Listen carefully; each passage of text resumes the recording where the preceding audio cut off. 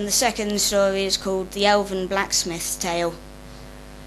My home is in the working town of Eleanor. The smithy faces onto the main street and my home is just behind it. Both are under the same roof. Blacksmiths have been greatly needed over the last generation as war continues to rage with the gnomes. New and better swords are always needed, and as such I work every day. Swords are good trade, and people will gladly pay months' worth of crops or good leather. One man traded his building skills and built me 3 rooms for my home. Blacksmithing is all I know. For generations my family have worked the furnaces here in Eleanor, and so too does my son and his son.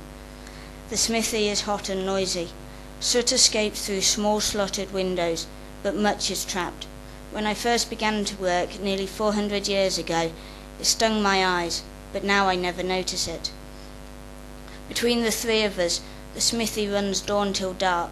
In the morning we rise, and whilst my grandson collects 2 buckets of water from the well, my son and I start to stoke the furnace before slaving over the bellows.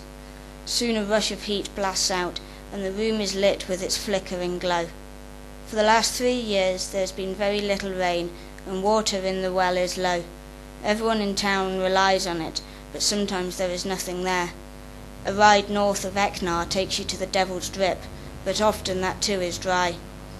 Once the furnace is roaring, my grandson will continue to keep it hot. He uses the bellows made for my father, good leather and fine tough wood. They will last until at least my son is the master smith.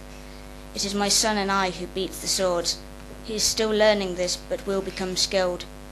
I do not know what metal we use. I have seen many different ones, and some are easier to work than others. The metal comes from a mine in Tamerlane. I have never seen the mine or the miner.